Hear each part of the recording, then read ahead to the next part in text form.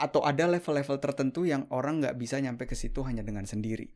Pertanyaan aku di sini adalah, menurut Mbak Bening, apa sih pentingnya atau peran seorang coach atau mentor atau guru, apapun itu ya judulnya gitu ya, di dalam tema mindfulness ini, Mbak?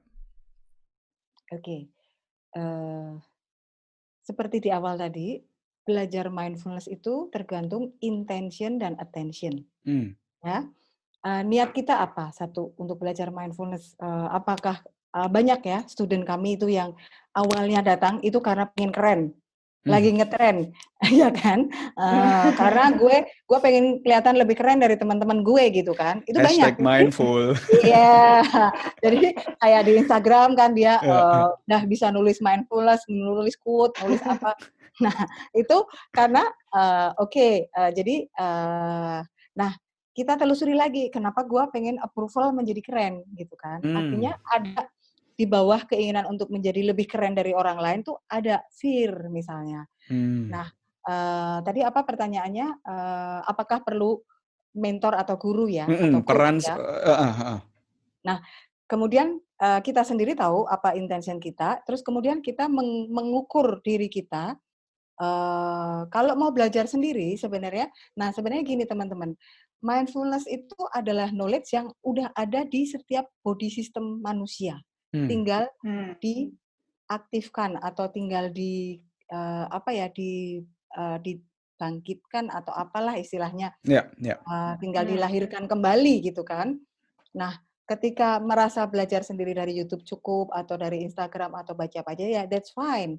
Tapi Hmm. ketika merasa bahwa biasanya, ketika merasa ada, "Oh kayaknya gue ada sesuatu yang aku pengen selesaikan buat diri gue sendiri."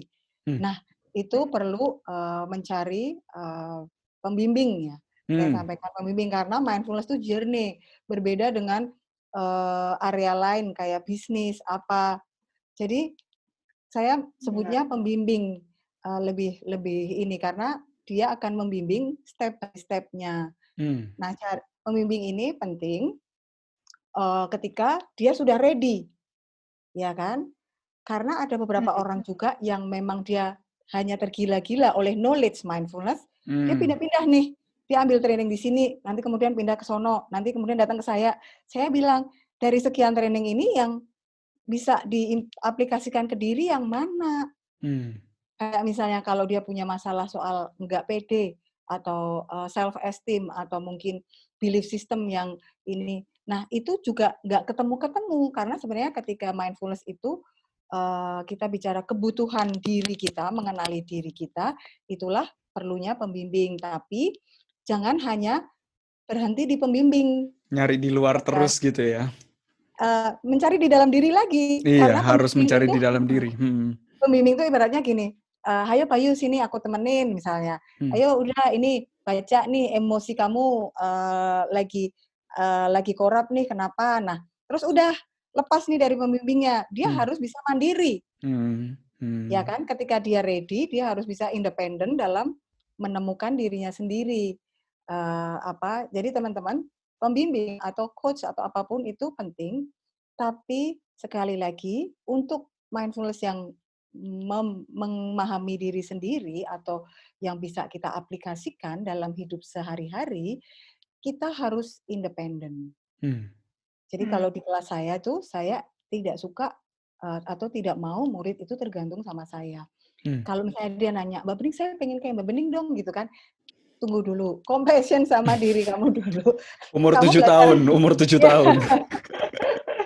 belajar 6 bulan, di-celebrate yang kamu dapat dari 6 bulan ini Ya. apa, ya kan. Hmm. Ya memang, namanya anak muda pengen pengen cepet lah Hmm. ya kan. Nah nanti saya kembalikan, udah ini bikin konten ini dulu apa, terus, bagaimana dengan relationship dengan parent sudah bisa, yang kemarin broken sudah di-heal belum? Nah seperti itu. Jadi tetap harus kembali ke akar diri kita. Pembimbing adalah hanya orang lain. Hmm. Hanya kebetulan dia lebih duluan aja gitu kan. Hmm. Hmm. Tapi diri kita adalah, lebih berharga daripada pembimbing kita. Hmm.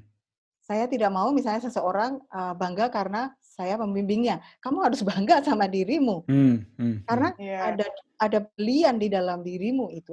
Jadi, pembimbing itu Merinding. perlu, tapi teman-teman harus belajar independen dalam apa? Dalam membangkitkan inner strength, dalam membangkitkan inner potential. Tadi saya bilang kan, dormant potential, potensi yang tertidur, itu sangat-sangat penting. Itulah berliannya, atau mutiaranya kalian.